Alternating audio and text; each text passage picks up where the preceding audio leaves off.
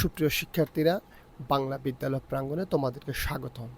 আজকে আমরা নবম দশম শ্রেণীর গুরুত্বপূর্ণ একটা পাঠ, একটি কবিতা অন্ধবধূ আলোচনা করব। এই অন্ধবধূ কবিতাটি নবম দশম শ্রেণীর প্রায় প্রত্যেকটি পরীক্ষার জন্য অনেক বেশি গুরুত্বপূর্ণ। তো আমরা এই কবিতাটির আদ্য প্রান্ত এই একটা কন্টেন্টের মধ্যে সাজানোর চেষ্টা করেছি। তোমরা শেষ পর্যন্ত দেখলে বেশ সমৃদ্ধ হবে এবং এই কবিতা থেকে যতগুলো এমসিকিউ সিকিউ আসবে সব কিছু তুমি চমৎকার পাণ্ডিত্যের সাথে তুমি উত্তর করতে যথেষ্ট পারদর্শিতা অর্জন করবে বলে আমরা বিশ্বাস করি। সো আমরা সরাসরি ক্লাসে চলে যাচ্ছি। মনোযোগ সহকারে খাতা কলম নিয়ে অবশ্যই বসবে এবং এই ক্লাসের প্রত্যেকটা বিষয় তুমি বুঝে নেওয়ার চেষ্টা করবে এবং তোমার যদি কোনো গুরুত্বপূর্ণ প্রশ্ন থাকে সেটা অবশ্যই কমেন্টসে তোমার এই প্রশ্নটি করবে এবং তোমার ভিডিওটি কেমন লেগেছে অবশ্যই মন্তব্য জানাবে। আমরা চেষ্টা করেছি তোমাকে কবিতাটা বোঝানোর জন্য যে ব্যাপারগুলো দরকার প্রত্যেকটা জিনিসকে আমরা এখানে অন্ধবধূ কবিতা অন্তর্ভুক্ত করার চেষ্টা করেছি। একই সাথে আমাদের এই প্রেজেন্টেশনে থাকছে এই কবিতার সংশ্লিষ্ট প্রকৃতি, মানুষ এবং যেই বাস্তব যে সিনারিওটা দৃশ্যপট লেখক তুলে আনার চেষ্টা করেছে সেটার সাথে সংশ্লিষ্ট প্রত্যেকটি রূপক উপমা। তো আমরা শুরুতে যেটা করব, কবিতাটা প্রত্যেকটা লাইন বাই লাইন ব্যাখ্যা করার চেষ্টা করব। ব্যাখ্যা শেষে এই কবিতার মূল বিষয়গুলো আমরা এই প্রেজেন্টেশনের মাধ্যমে তোমাদের কাছে যথার্থ মেসেজগুলো পৌঁছে দেওয়ার জন্য স্পষ্ট করে ভেঙে ভেঙে বলবো। তুমি মনোযোগ সহকারে অবশ্যই এই কন্টেন্টটি শুরু থেকে শেষ পর্যন্ত দেখবে এবং একই সাথে অবশ্যই খাতা কলম সাথে রাখবে। তাহলে চলো আমরা আর দেরি না করে সরাসরি আমরা শুরু করি। আমরা এখন চলে যাব প্রথমে কবিতার ব্যাখ্যায়। কবিতার ব্যাখ্যায় আমরা সরাসরি চলে যাচ্ছি। দেখো, অন্ধবধূ। অন্ধ মানে হচ্ছে যার চোখ নাই, চক্ষুহীন, আর বধূ মানে হচ্ছে বউ। এটা কিন্তু আমরা সবাই জানি। তার মানে অন্ধবধূ মানেই হচ্ছে কি চক্ষুহীন কিংবা দৃষ্টিহীন বধূর কথা বলা হয়েছে। কবিতাটি লিখেছেন যতীন্দ্রমোহন বাগচি। অন্ধবধূ কবিতাটিতে মূলত কি বুঝিয়েছেন তিনি সেটা কিন্তু আমরা বুঝতে চাইলে অবশ্যই আমাদেরকে লাইনগুলো বুঝতে হবে। মূলত এখানে আমি শুরুতে একটু হিন্টস দিয়ে দিচ্ছি তোমাদেরকে। অন্ধবধূ হচ্ছে সমাজের একজন কোণঠাসাপূর্ণ, সমাজের একজন অবহেলিত, পারিবারিক জীবনে, সামাজিক জীবনে, ব্যক্তিগত জীবনে সবসময় তিনি একাকিত্ব অনুভব করেন, সবসময় তিনি অবহেলিত থাকেন, কোণঠাসাপূর্ণ থাকেন। এই অবহেলা থেকে তিনি মুক্তি চান। তিনি যথেষ্ট প্রখর ইন্দ্রিয় শক্তি সম্পন্ন ব্যক্তি, একই সাথে যথার্থ যে আত্মসম্মান বোধ, আত্মমর্যাদা বোধ কিন্তু তার মধ্যে আছে। এবং আমরা এই কবিতাটি শেষ পর্যন্ত পড়লে আমাদের যে কথাগুলো বলছি এগুলো বুঝতে তোমাদের অনেক বেশি সুবিধা হবে। এবং এই যে প্রকৃতিপ্রেমিক, অত্যন্ত প্রখর ইন্দ্রিয় শক্তি যা রয়েছে সেই বধূ কিন্তু প্রকৃতির কাছে এই যে কোণঠাসাপূর্ণ অবহেলিত জীবন থেকে মুক্তি চায়, এই জিনিসটাই কবি এখানে দেখিয়েছেন। এবং সবচেয়ে মজার বিষয় হচ্ছে এই কবিতাটা শুরু থেকে শেষ পর্যন্ত প্রত্যেকটি কথা কিন্তু অন্ধবধূর। আমরা এখানে তিনটা চরিত্র দেখতে পাই। এটা কবিতা হলেও তিনটা চরিত্র দেখতে পাই। এক হচ্ছে অন্ধবধূ নিজে, দুই হচ্ছে অন্ধবধূর একজন ঠাকুরজি আছেন যাকে আমরা ননদ বলি, এবং অন্ধবধূর একজন স্বামী আছেন তার কথাও বলা হয়েছে। এই তিনজনের কথা বেসিক্যালি এখানে বলা হয়েছে। তাছাড়া বাকিগুলো হচ্ছে প্রকৃতির বিভিন্ন উপাদান। আমরা সরাসরি কবিতায় চলে যাচ্ছি। চলো। পায়ের তলায় নরম ঠেকলো কি, আস্তে একটু চলো না ঠাকুরজি। ওমা, এই যে ঝরা বকুল নয়।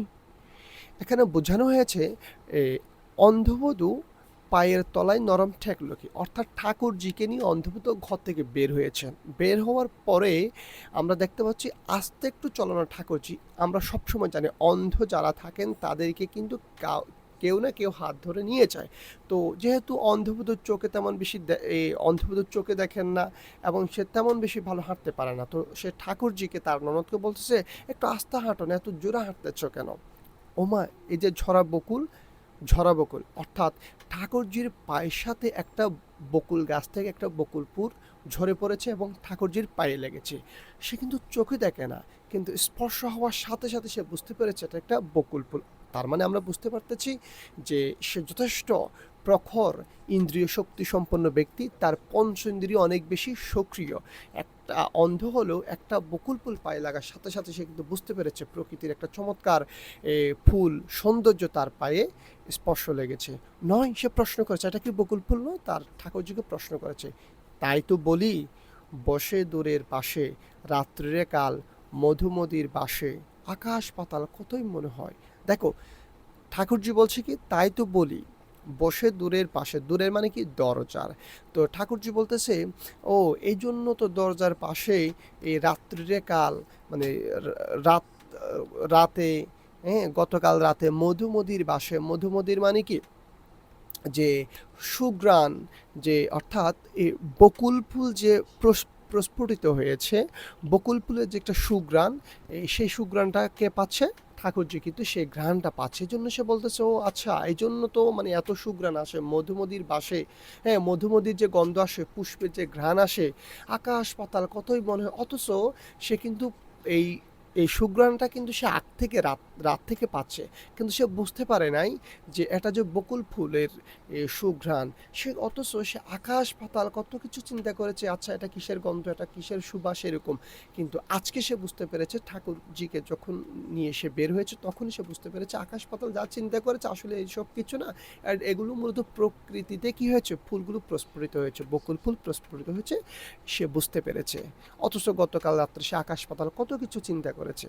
এরপর আসি, জ্যৈষ্ঠ আসতে কদিন দেরি ভাই, আমের গায়ে বরণ দেখা যায়। সে জিজ্ঞেস করেছে, কে, ঠাকুরজি কারে জিজ্ঞেস করতেছে, তার ননদ তো বলতেছে আমের গায়ে বরণ দেখা যায়। প্রশ্ন করেছে আমের গায়ে কি বরণ দেখতে পাচ্ছ, কারণ ঠাকুরজি তো সে তার সাথে আছে, ঠাকুরজিকে অন্ধভূত জিজ্ঞেস করতেছে আমের গায়ে কি বরণ দেখা যায়, অনেক দেরি। আবার প্রশ্ন করেছে অনেক দেরি আছে, বরণ কি এখনো আসে নাই, আরো কি সময় লাগবে ঠাকুরজি, কে প্রশ্ন করেছে, অন্ধভূত। কেমন করে হবে, কোকিল ডাকা শুনেছি সেই কবে, দক্ষিণ হাওয়া বন্ধ কবে ভাই, দিঘির ঘাটে নতুন সিঁড়ি জাগে। দেখো এখানে বোঝাচ্ছে অনেক দেরি, অর্থাৎ তার মধ্যে একটা কৌতূহল জন্মাইছে কার কাছে, অন্ধবধূর কাছে। অন্ধবধূ বলতে ঠাকুরজিকে জিজ্ঞেস করতেছে, আমের গায়ে কি বরণ দেখা যাচ্ছে, আর কতদিন দেরি আছে, সেই দিনই তো কোকিলের ডাক শুনতেছি, সেই কবে থেকে অনেক দিন ধরে তো কোকিলের ডাক শুনতেছি, প্রকৃতিতে যে বসন্তকাল এসে গেছে, হ্যাঁ এই দক্ষিণে বাতাস কবে আসবে, বসন্ত কবে আসবে, এই দিঘির গাড় তো এই সিঁড়ি জেগে যাচ্ছে, মানে এরকম তার যে কৌতূহলগুলো সে প্রশ্ন করতেছে। এখানে আমরা বুঝতে পারতেছি যে তার মধ্যে তার পঞ্চেন্দ্রিয় এত বেশি সক্রিয়, সে কখন কোন ঋতু হয়, কোকিলের ডাক হলে কোন ঋতুর আগমন ঘটে, দক্ষিণে বাতাস কখন শুরু হয়, কোন ঋতুতে শুরু হয়, আমের বরং কখন আসে, এই সব ব্যাপারে কিন্তু ঠাকুরজি কিন্তু যথেষ্ট ঠাকুরজির কাছে কিন্তু সে প্রশ্ন করেছে।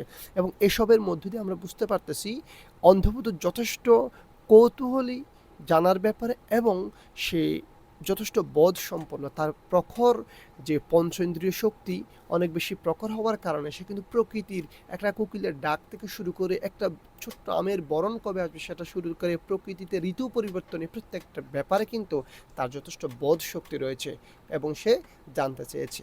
এরপর হচ্ছে দিঘির ঘাটে নতুন সিঁড়ি জাগে শ্যাওলা পিছল এমন শঙ্কা লাগে, পা পিছলিয়ে তলিয়ে যদি যায়। এরপরের যে সিনারিওটা সেটা হচ্ছে অন্ধবধূ দিঘির ঘাটে নতুন সিঁড়ি জাগে। এই তখন আমরা দেখি যে পুকুর ঘাটের মধ্যে যখন দিঘির মধ্যে যে পুকুর ঘাট যে ঘাটগুলো থাকে পুকুরের মধ্যে, দিঘির মধ্যে সে পানিগুলো যদি একটু শুকিয়ে যায় এই গ্রীষ্মের অতি তাপমাত্রায়, তখন কি হয়, শ্যাওলাগুলো জেগে ওঠে। তখন শ্যাওলাগুলো অনেক বেশি পিচ্ছিল হয়। তো অনেক বেশি পিছল হওয়ার কারণে সে শঙ্কা মানে আশঙ্কা প্রকাশ করতেছে, আচ্ছা পা পিছলিয়ে যদি আমি পড়ে যাই, কারণ সে ভাবতেছে সে তো অন্ধ। আবার বলছে মন্দ নেহাত হয় না কিন্তু তাই, অন্ধ চোখের দ্বন্দ্ব চুকে যায়। এই লাইনটা অন্ধ চোখের দ্বন্দ্ব চুকে যায়, এই লাইনটা হচ্ছে অনেক বেশি গুরুত্বপূর্ণ এবং এই পরীক্ষায় কিন্তু এটা ব্যাখ্যা কিন্তু আসতে পারে। আমি তোমাদেরকে এটা একটু আলাদাভাবে ব্যাখ্যা করে দিচ্ছি। আমরা এখানে দেখতে পাচ্ছি যে পুকুর ঘাটে যখন থেকে শ্যাওলা দেখা যায় তখন কিন্তু অন্ধভূত একটা আশঙ্কা প্রকাশ করে, আচ্ছা পা পিছলে যদি পড়ে যাই তাহলে তো একটা ঝুঁকিপূর্ণ। আবার একই সাথে সে আবার এটাও বলতেছে মন্দ নেহাত হয় না কিন্তু তাই। আচ্ছা, দূর করে যদি পড়ে যাই সেটা আবার খারাপও হয় না। প্রথমে ভাবছে ঝুঁকি মনে করেছে, আশঙ্কা প্রকাশ করেছে, আবার একই সাথে সে আবার নিজেই বলতেছে অন্ধ চোখের দ্বন্দ্ব চোখে যে আবার বলতেছে। আচ্ছা, এই অন্ধ জীবন নিয়ে এই মানুষের কাছে এই কোণঠাসাপূর্ণ হয়ে থাকা নিজের স্বামীর কাছে, ননদের কাছে কিংবা পরিবারের কাছে, সমাজের কাছে বোঝা হয়ে না থেকে এর থেকে যদি আমি যদি ওই পা পিছলিয়ে যদি দিঘির ঘাটে যদি পড়ে আমি মরে যাই, তাহলে তো আমি অন্ধ চোখের দ্বন্দ্ব চুকে যে আমার চোখ যে অন্ধ, আজকে অন্ধের কারণে যে আমি সমস্যাগুলো মোকাবেলা করতেছি, আমি যে অবহেলিত হয়ে আছি, আমি যে গৃহকোণের মধ্যে বন্দী হয়ে একাকী জীবনযাপন করতেছি, এই অবহেলা থেকে তো আমি মুক্তি পেয়ে যাব, চুকে যাব। আমার যে আমি যে বোঝা হয়ে আছি এই পরিবারের মধ্যে, তাহলে তো আমি মুক্তি পাবো। সে প্রথমে আশঙ্কা ব্যক্ত করেছে, আবার একই সাথে বলতেছে দূর হোক, দূর করে মরে যাই, চলে যায়, তাহলে তো আমি যে অন্ধ হয়ে কার বোঝা হয়ে থাকলাম না, এই বোধ প্রকাশ পেয়েছে। এটা ব্যাখ্যায় আসতে পারে। তো এই লাইনে আমরা কি বুঝেছি? এই লাইনের যে বিষয়টা মূলত সেটা হচ্ছে অন্ধবধূ সে শ্যাওলা জন্মানো ঘাটের মধ্যে পা পিছলিয়ে যদি দিঘিতে পড়ে যায় তাহলে সে মরে যাবে। সে মারা গেলে যেটা হবে, সে যে অন্ধ হওয়ার কারণে স্বামীর কাছে, পরিবারের কাছে কিংবা সমাজের কাছে কিংবা নিজের কাছে যে বোঝা হয়ে আছে সেখান থেকে সে মুক্তি পাবে। এরপরে আসো, দুঃখ নায়ক সত্যি কথা শুনো, অন্ধ গেলে কি আর হবে বোন। সে বলতেছে কে? অন্ধবধূ ঠাকুরজিকে বলতেছে, দুঃখ নায়ক সত্যি কথা শুনো, অন্ধ গেলে কি আর হবে বোন। আমি যে অন্ধ, আমি যদি চলে যাই কি হবে আর? তাহলে তো এই আমার মতো অন্ধ, আমার মতো অবহেলিত মানুষ মরে গেলে কার কি আসে যায়? এটাই সত্য, এটাই সে বলছে। বাঁচবি তোরা, দাদা তো তোর আগে। এখানে একটা কাহিনী আছে, সেটা হচ্ছে বাঁচবি তোরা মানে আমি যদি মরে যাই, ঠাকুরজিকে বলছে অন্ধবুধ, আমি যদি মরে যাই, দাদা তোর আগে। দাদা মানে হচ্ছে এই ভাই, কার ভাই? ঠাকুরজির ভাই। অর্থাৎ এখানে দাদা হচ্ছে অন্ধবধূর স্বামী, আর ঠাকুরজির দাদা, ঠাকুরজির ভাই। তো অন্ধবধূ বলতেছে, আমি যদি মরে যাই, অন্ধ চোখের দ্বন্দ্ব যদি চুকে যায়, আমি যদি পানিতে পা পিছলিয়ে ডুবে মারা যাই, এরপরে যেটা হবে, এ দাদা অর্থাৎ ঠাকুরজিকে বলতেছে তোমার ভাই অর্থাৎ আমার স্বামী এ তোমার আগে বিয়ে করবে। এরকম একটা কথা প্রকাশ পাচ্ছে, যেটা আমরা আরেকটু লাইন পরে আরেকটু তোমাদেরকে ক্লিয়ার বুঝিয়ে দিচ্ছি। এই আষাঢ়ে আবার বিয়ে হবে, বাড়ি আসার পথ খুঁজে না পাবে, দেখবি তখন প্রবাস কেমন লাগে। বলতেছে যে আমরা কিন্তু জানি বাঙালি, এটা একটা বাংলা কবিতা। তো বাঙালি সমাজে কিন্তু সবসময় দাদারা, বড়জনরা কিন্তু সবসময় এই ভাইরা কিন্তু বোনকে বিয়ে দেন। বোনকে বিয়ে দিয়ে ভাই যদি অপেক্ষাকৃত একটু বড় হন, বোনকে বিয়ে দেওয়ার পরে কিন্তু দাদারা কিংবা ভাইরা বিয়ে করেন। তো অন্ধবধূ বলতেছে, আমি অন্ধবধূ যদি মারা যাই, তাহলে তোমার আগেই, ঠাকুরজিকে বলতেছে, ঠাকুরজি তোমার আগেই দাদা কিন্তু বিয়ে করে নিয়ে আসবে। এই আষাঢ়ে আবার বিয়ে হবে, এই আষাঢ় মাসে আবার বিয়ে হবে। সে বেশি দিন অপেক্ষা করবে না, কারণ আমি তার কাছে বোঝা হয়ে আছি। আজকে আমি সে কিন্তু প্রবাস জীবন থেকে কিন্তু সে কিন্তু বিভিন্ন অজুহাতে কিন্তু সে আমার কাছে আসে না, সংসারে আসে না। হ্যাঁ, আমরা কিন্তু জানি জীবিকার তাগিদে আমাদের প্রবাস জীবন অনেককে কাটাতে হয়। তো অন্ধবধূর জামাই যিনি আছেন, স্বামী যিনি আছেন দাদা, সে কিন্তু কি করে প্রবাস জীবনে থাকে, সে বিভিন্ন অজুহাতে কিন্তু সে অন্ধবধূর কাছে আসে না। তার স্বামী হওয়ার পরও কিন্তু সে ঘর সংসারে তেমন বেশি আসেন না, বিভিন্ন অজুহাত দেখান। তো অন্ধবধূ বলতেছে ঠাকুরজিকে, ঠাকুরজি আমি যদি মারা যাই, তোমার দাদা কিন্তু এই আষাঢ়ে চলে আসবেন এবং কিন্তু সে তোমার আগেই বিয়ে করে ফেলবেন। অর্থাৎ আমি তার কাছে বোঝা হয়ে আছি। এরপরে চলো, এরপরে কি বোঝাচ্ছে দেখি। চোখ গেল। আচ্ছা, চোখ গেল হচ্ছে এক প্রকার বিশেষ পাখি। আমরা জানি বাংলা সাহিত্যের বিখ্যাত কবি জীবনানন্দ দাশ এ চোখের সাথে পাখির নীড়ের সাথে তুলনা করেছিলেন। অনুরূপভাবে চোখ গেল পাখির সাথে এখানে যতীন্দ্রমোহন বাগচি অন্ধবধূর সাথে তুলনা করেছেন। এগুলো আমরা আমাদের প্রেজেন্টেশনগুলোতে গেলে তোমাদেরকে আরও ভেঙে ভেঙে বুঝিয়ে বলবো। আমরা এখানে লাইনগুলো আগে একটু বোঝার চেষ্টা করি। চোখ গেল, ও চেঁচিয়ে হলো সারা, অর্থাৎ চোখ গেল পাখি কিন্তু চেঁচিয়ে কি হয়, চেঁচিয়ে চেঁচিয়ে যায়। আচ্ছা দিদি কি করবে ভাই তারা, জন্ম লাগে গিয়েছে যার চোখ, কাঁদার সুখ যে বারণ তাহার ছাই, কাঁদতে পেলে বাঁচবে সে যে ভাই। অর্থাৎ চোখ গেল পাখি চেঁচিয়ে হলো কিন্তু সে তার দুঃখ তার কষ্ট সে কিন্তু প্রকাশ করতে পারে। কিন্তু জন্ম লাগে গিয়েছে যার চোখ, এই যে জন্মগতভাবে যার চোখ নাই, কার নাই? অন্ধবধূর। যেহেতু জন্মগতভাবে তার চোখ নাই, কাঁদার সুখ যে বারণ তাহার চায়, যার জন্মগত চোখ নাই সে কিন্তু তার জন্য কান্না করে তো নিষেধ। আমরা কিন্তু আমাদের মনের যে দুঃখ বেদনা এগুলো কিন্তু একটু কান্নার মধ্য দিয়ে হলো কিন্তু আমাদের অসহায়ত্বগুলো যখন বের হয়ে যায় তখন কিন্তু আমাদের মন একটু হালকা হয়।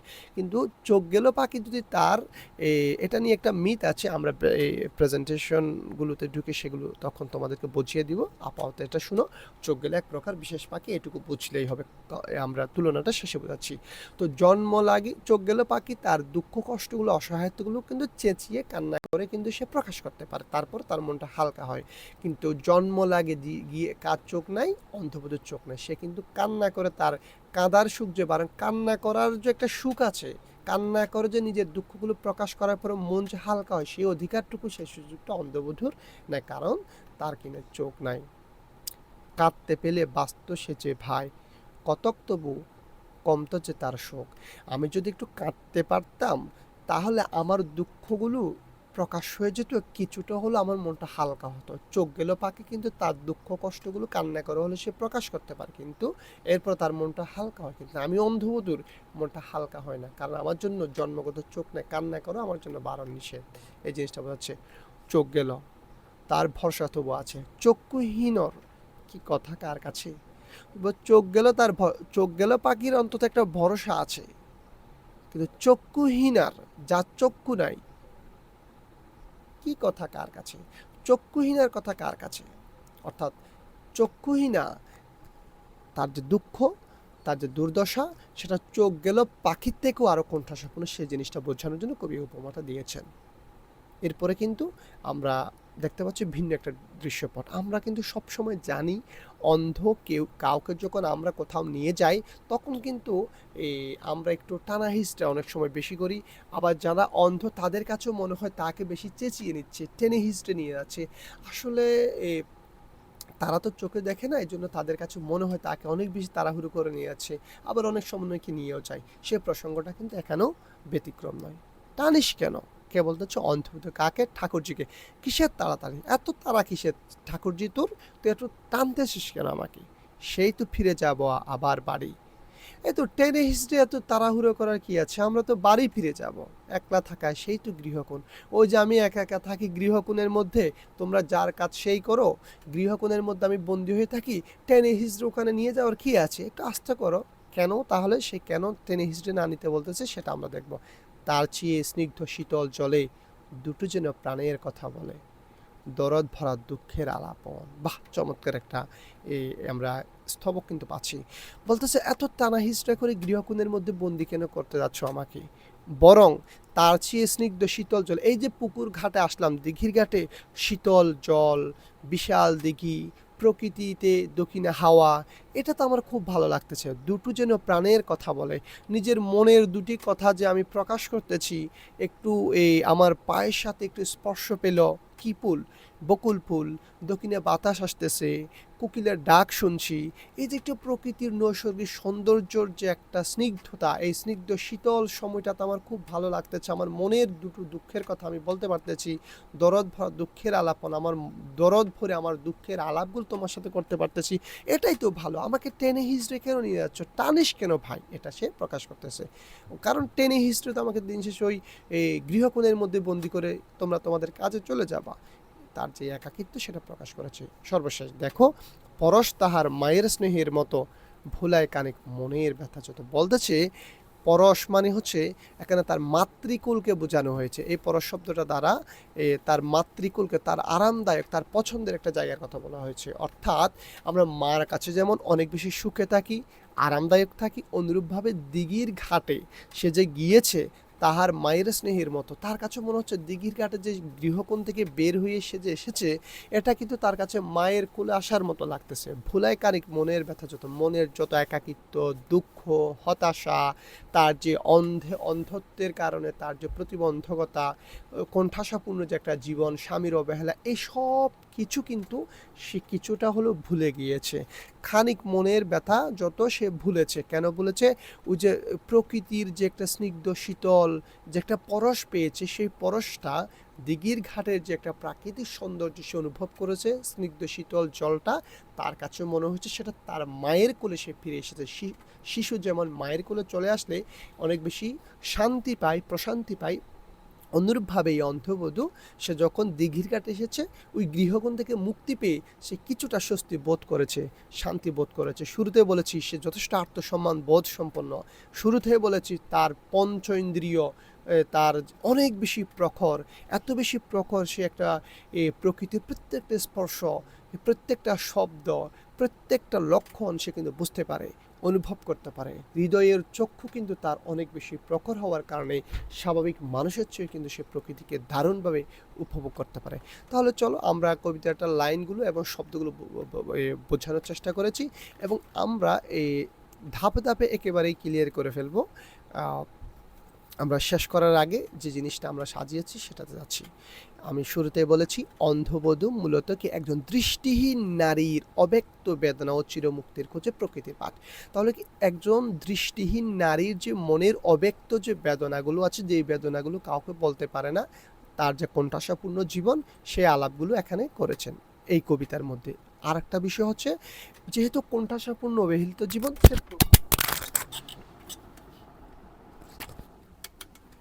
সে প্রকৃতির কাছে মুক্তি চাই। অর্থাৎ এই দিঘির ঘাটে শ্যাওলার মধ্যে পিচ্ছিলকে পড়ে গিয়ে সে জীবনটা দিয়ে দিতে চায়। সে মরে গেলে অন্ধ চোখের দ্বন্দ্বটা গুছে যাবে, সে যে অন্ধ সবার কাছে অবহেলিত সেটা গুছে যাবে। এটাই হচ্ছে টোটাল কবিতার মূল আলাপ। আচ্ছা, আমরা টু দ্য পয়েন্টে যেগুলো গুছিয়েছি সেগুলো একটু দেখো। কবিতার মূল এটা একটা কিন্তু কাহিনী কবিতা, আখ্যান কবিতা, কাহিনী কবিতা। এই কবিতাটাকে আমরা 4টা ভাগে দেখতে পাচ্ছি। দেখো যে প্রকৃতির সাথে একটা সখ্যতা, আমরা কিন্তু কবিতাটা ব্যাখ্যা করার সময় কিন্তু বকুল ফুলের সাথে, আমের বরণের সাথে, হ্যাঁ, এবং দক্ষিণে হাওয়ার সাথে, পুকুর ঘাটের যে শ্যাওলার সাথে, এই যে প্রকৃতির সাথে কিন্তু একটা সম্পর্ক, একটা সখ্যতা, একটা ভালোবাসা আমরা কিন্তু দেখতে পেয়েছিলাম। দ্বিতীয়ত হচ্ছে অবহেলা ও একাকিত্ব। অবহেলার একটা সিনারিও দেখতে পেয়েছিলাম। সে কিন্তু ঠাকুরজি কিন্তু তারে অনেক টেনে হিঁচড়ে নিয়ে যাচ্ছে, সে কিন্তু, এবং তার স্বামী কিন্তু প্রবাসে থাকে, তাকে অত বেশি গুরুত্ব দেয় না, স্বামীর কাছে সে অবহেলিত। অন্ধ হওয়ার কারণে তার যে একটা ঘরের মধ্যে একজন অন্ধ আজীবন তার জীবনটা কেটে যাচ্ছে, একাকিত্ব অনুভব, অবহেলিত হয়ে যে বেঁচে থাকার যে কষ্ট, সেই জিনিসগুলো কিন্তু আমরা কবিতার ব্যাখ্যার মধ্যে বলেছিলাম, সেই সিনারিওটা। এরপর হচ্ছে প্রতীকী বোবাখান। আমরা চোখ গেলে একটা পাখির কথা বলেছি, তাই না? এই যে চোখ গেল পাখি, এটা হচ্ছে চোখ গেল আবার কারো চোখ চলে গেছে, ব্যাপারটা এরকম না। অন্ধবধূর চোখ নাই, সেটার সাথে চোখ গেল হচ্ছে এক প্রকারের পাখি। এই পাখিটির সাথে তুলনা করছে প্রতীকী বোবা কান্না হিসেবে। চোখ গেল পাখি হচ্ছে নিজের একাকিত্ব, নিজের কষ্ট, এগুলো কিন্তু সে চেঁচিয়ে হলো, কান্না করে, যে কান্না করতে পারতেছে, কান্না করে হলেও কিন্তু সেটা সে প্রকাশ করতে পারে। কিন্তু ঠাকুরজি যে ভাবি, অর্থাৎ যে অন্ধবধূ, সেটা কিন্তু সে প্রকাশ করতে পারে না। এরপর হচ্ছে প্রকৃতির সাথে সম্পর্ক, একাকিত্ব জীবন, এবং তার যে বোবা কান্না, যেহেতু এত কিছু, ফলে সে মুক্তি চায়। সর্বশেষ কি? চিরমুক্তির আকাঙ্ক্ষা ব্যক্ত করেছে। সে বলেছিল দিঘির শীতল অতল জলকে মায়ের কোল মনে করে। কারণ দিঘির জলটাকে অনেক বেশি পরশ মনে করে, অনেক বেশি প্রশান্তি মনে করে। কাজেই সে চায় এই গৃহকোণের মধ্যে বন্দি থেকে সবার কাছে অবহেলিত না হয়ে, বরং এখানে শ্যাওলা জন্মানো ঘাটের মধ্যে পিচ্ছিলকেই পড়ে গিয়ে সে মরে গেলে প্রকৃতির কাছে সে মিশে যাবে। ফলে মানুষের কাছ থেকে, স্বামীর কাছ থেকে, তার সামাজিক জীবনের যে অন্ধ হিসেবে যে অবহেলিত, সেখান থেকে সে মুক্তি পাবে। টোটাল হচ্ছে এই কথাগুলোই হচ্ছে এখানে বোঝানো হয়েছে। এরপরে আসো, আমরা এখানে কিন্তু একটা অনেক বড় একটা ভালো দিক কিন্তু আমরা খুঁজে পেয়েছি, চমৎকার একটা দিক। সেটা হচ্ছে দৃষ্টিহীনতা দৃষ্টিহীনতার পৃথিবীতে প্রকৃতির নিবিড় স্পর্শ। অর্থাৎ আমরা কিন্তু এখানে যে জিনিসটা পাই, ঠাকুর এই অন্ধবোধের একটা ভালো গুণ হচ্ছে সে অন্ধ হলেও তার মনের চোখ, হৃদয়ের চোখ অনেক বেশি প্রখর, যার কারণে সে কিন্তু তার পায়ের সাথে এই যে একটা বকুল ফুল লেগেছিল, সে কিন্তু একটু স্পর্শের কারণে একটু টাচ লেগেছিল, সে কিন্তু একটা বকুল ফুলকে কিন্তু সে কিন্তু পা দিয়ে মারিয়ে যায় নাই। সে বুঝতে পেরেছিল প্রকৃতির যে একটা সৌন্দর্যতা, প্রকৃতির যে একটা শীতল একটা স্নিগ্ধতা সে কিন্তু উপভোগ করেছে এবং বুঝতে পেরেছিল। দ্বিতীয় হচ্ছে ঘ্রাণ। আমরা কিন্তু সে মধুমতির যে বাঁশের কথা আছে, অর্থাৎ রাতে বাতাসের সাথে যে মধুমতি বিভিন্ন ধরনের যে ফুল, প্রস্ফুটিত ফুলের যে একটা সুবাস সুঘ্রাণ আসে, সেটাও কিন্তু ঘ্রাণের মাধ্যমে কিন্তু সে কে বুঝতে পারে, এই অন্ধবধূ বুঝতে পারে। অর্থাৎ প্রকৃতির ঘ্রাণ সে নিয়েছে, প্রকৃতির স্পর্শ সে পেয়েছে এবং সেগুলোকে সে যথার্থ মূল্যায়ন করেছে এবং এনজয় করেছে। এরপর হচ্ছে শ্রবণের জগৎ।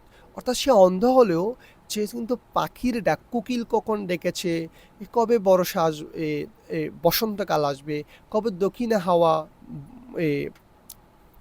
গায়ে লাগছে, কবে আমের বরণ আসবে, ফুটবে, এইগুলো কিন্তু সে কিন্তু সব কিছু কিন্তু বুঝতে পারে এবং সে কিন্তু এসব ব্যাপারে যথেষ্ট কৌতূহলী। ঠাকুরজিকে প্রশ্ন করেছে। অর্থাৎ সে শুধুমাত্র চোখে দেখে না, তার এই পঞ্চেন্দ্রিয় শক্তি এত বেশি শক্তিশালী, সে স্পর্শ করে বুঝতে পারে কিসের সাথে স্পর্শ লেগেছে, সে ঘ্রাণ নিয়ে বুঝতে পারে প্রকৃতিতে এখন কোন ঋতু চলতেছে, সে পাখির ডাক শুনে, কোকিলের ডাক শুনে বুঝতে পারে এখন কোন সময় যাচ্ছে, এখন কোন বাতাস বইছে, গায়ে বাতাস লাগলে সে বুঝতে পারে।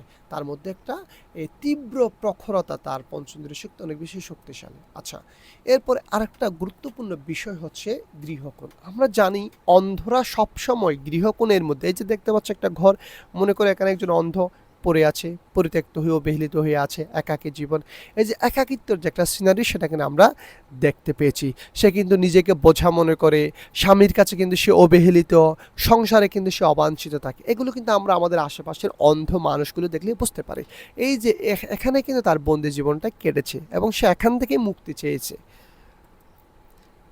এই যে গৃহকোণ থেকে মুক্তি চেয়েছে কোথায়, এই ঘাটের মধ্যে, দিঘির ঘাটে। দেখো কি চমৎকার দিঘির ঘাট, এই যে শ্যাওলাগুলো জন্মাইছে, এই শ্যাওলাগুলোতে সে পা পিছলিয়ে যাওয়ার শঙ্কা প্রকাশ করেছে এবং সে বলেছে এখানে যদি পা পিছলিয়ে যদি সে মরে যায়, এই শ্যাওলাতে পিছল ঘাট, ভয়ের আড়ালে মুক্তির হাতছানি। অর্থাৎ এখানে যদি সে পড়ে যদি মারা যায়, তাহলে সে দুনিয়া থেকে বিদায় হয়ে গেল।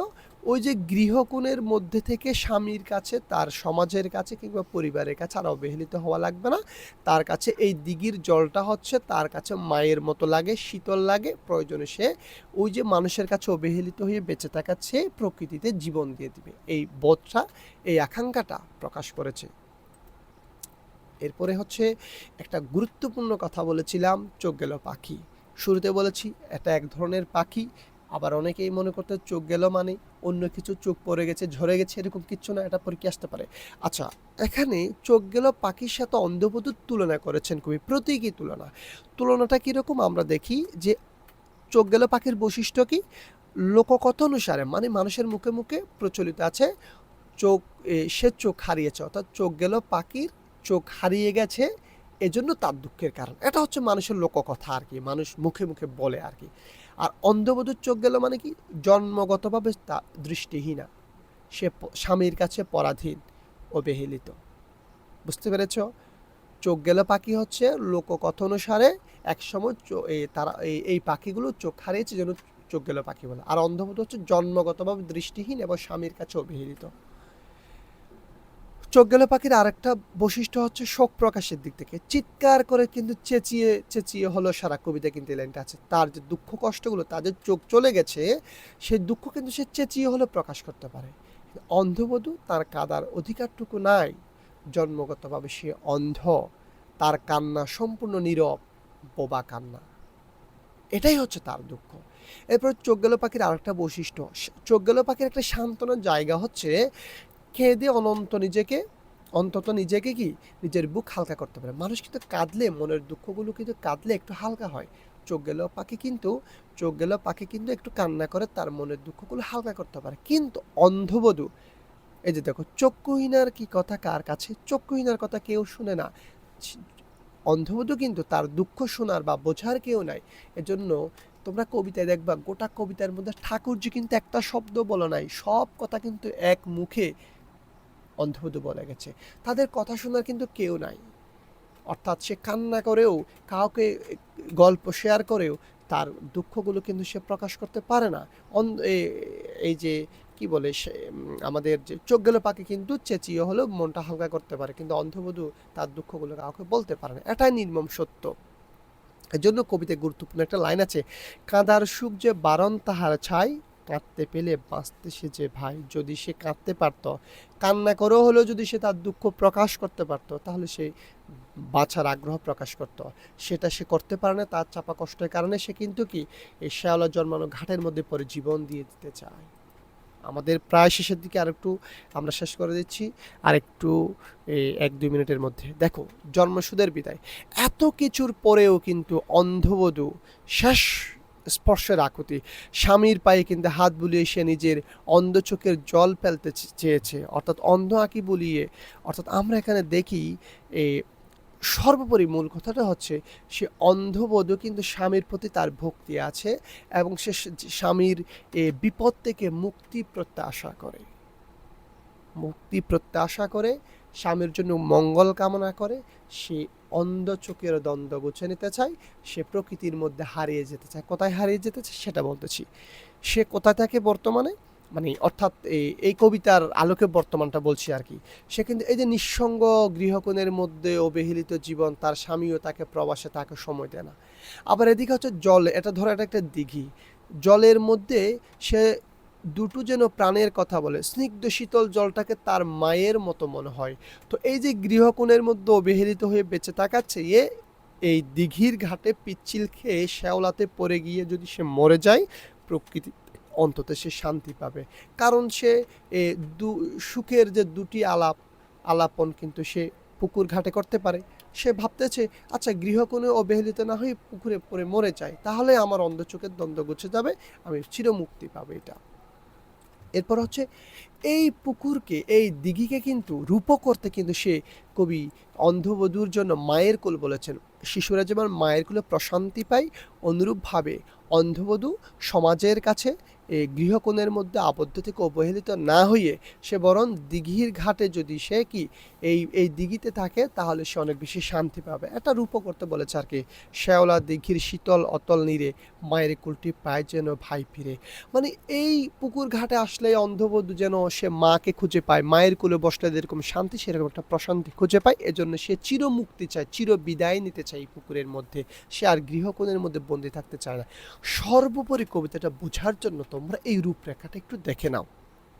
আত্মিক যাত্রার সামগ্রিক রূপরেখাটা হচ্ছে, আমরা এই কবিতার শুরুতে একটা সংঘাত আবদ্ধ জীবন দেখি। গৃহ বন্দি থাকে, এই অন্ধবধূ হচ্ছে গৃহকোণের মধ্যে বন্দি থাকে, অবহেলিত, পারিবারিকভাবে সে বোঝা হয়ে একজন অন্ধ হয়ে অবহেলিত হয়ে গৃহকোণের মধ্যে থাকে। এরপরে কবিতাটা আমরা দ্বিতীয় ধাপে দেখি, প্রকৃতির সাথে তার একটা সংযোগ। ওই যে এই গৃহকোণ থেকে বের হয়ে যখন পুকুর ঘাটে যাচ্ছে, তখন কিন্তু সে কিন্তু ঘ্রাণ পেয়েছে মধুমতি বাসে, সে কিন্তু স্পর্শ পেয়েছে বকুল ফুলের, সে কিন্তু কোকিলের ডাক শুনতে পেয়েছে। এই যে প্রকৃতির সাথে একটা সংবেদনশীল বন্ধুত্ব, সেটা আমরা দেখতে পাই। তৃতীয় ধাপ আমরা দেখি এক উপলব্ধির আয়না। উপলব্ধিটা কি? চোখ গেল পাখির যে দুঃখ কষ্টগুলো চেঁচিয়ে হলেও প্রকাশ করতে পারে, অন্ধবধূ পারে না। এটা তার উপলব্ধিতে আসলো। আচ্ছা, চোখ গেল পাখি কিন্তু তারও চোখ গেল, তারও চোখ নেই, আমারও চোখ নেই, কিন্তু তারা চেঁচিয়ে হলো তার দুঃখগুলো প্রকাশ করতে পারে, কিন্তু আমি অন্ধবধূ পারি না, আমাকে বোবা কান্না করতে হয়। এটা তার উপলব্ধি হলো, রিয়েলাইজেশন হলো। চতুর্থ ধাপ হচ্ছে অনন্ত বিদায় নেওয়া। তো এইরকম জীবনের থেকে, চোখ গেল পাখির থেকেও যে কষ্টকর জীবন আমার জীবন, এত অবহেলিত জীবন, আমি এই জীবন থেকে মুক্তি চাই। মায়ের কোল রূপী দিঘির জলে চির শান্তির খোঁজে সে নিজেকে কি করতে চায়? সে নিজেকে মুক্ত করতে চায়। চির প্রশান্তি খোঁজে। শান্তি কোথায়? দিঘির ঘাটেই, দিঘিতেই সে মূলত শান্তি খুঁজে পায়, অর্থাৎ প্রকৃতির সাথে মিশে যাওয়া। মানুষ তো মরে গেলে দেশে প্রকৃতির কাছে চলে যায়, সে জিনিসটা এখানে প্রকাশ পেয়েছে। সর্বোপরি আমি তোমাদেরকে কবিতাটার ডিটেলস বোঝানোর চেষ্টা করেছি। তোমরা যদি না বুঝে থাকো টেনে টেনে দেখবে এবং এই গুরুত্বপূর্ণ বিষয়গুলো তোমরা নোট করবে। আমি তোমাদেরকে সব কিছু আমি বোঝানোর চেষ্টা করেছি। তবে তোমাদের কাছে এই একটা অনুরোধ থাকবে, সেটা হচ্ছে অন্ধ চোখের দ্বন্দ্ব চুকে যায়। এই কবিতাটাতে এই অন্ধবধূর পরিণতিটা তার অন্ধত্ব দায়ী নাকি সমাজই অবহেলা করেছে, এটা তোমরা চাইলে লিখতে পারো যে অন্ধত্বের কারণ, তিনি যে অবহেলিত হওয়ার কারণগুলো।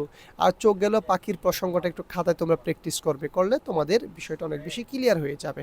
তো সর্বোপরি তোমাদেরকে বাংলা বিদ্যালয় প্রাঙ্গণ থেকে অনেক অনেক তোমাদের জন্য শুভকামনা। আমরা তোমাদের জন্য আমাদের বিগত ক্লাসগুলো ছিল সবগুলো বিশ্ববিদ্যালয় পর্যায়ের অনার্সের ক্লাস ছিল। আমরা এখন থেকে তোমাদের জন্য স্কুলের যে কবিতা, তোমাদের সহপাঠ আনন্দ পাঠের যে নাটক এবং উপন্যাস রয়েছে সেগুলো, কবিতা, প্রবন্ধ, গল্প, তোমাদের বাংলার যে ব্যাকরণ থেকে শুরু করে সাহিত্যের যে বিষয়গুলো আছে আমরা ধারাবাহিকভাবে তোমাদেরকে গুছিয়ে এইভাবে দেওয়ার চেষ্টা করবো। তোমরা আশা করি ইউটিউবের মধ্যে এত গোছানো ক্লাস হয়তোবা খুবই আমার জানা মতে খুবই কমই আছে, নাই বললে চলে। আমরা চেষ্টা করেছি তোমাদেরকে একেবারে প্রেজেন্টেশন আকারে সুন্দর করে উপস্থাপন করার। আমি জানি না কতটুকু বোঝাতে পেরেছি।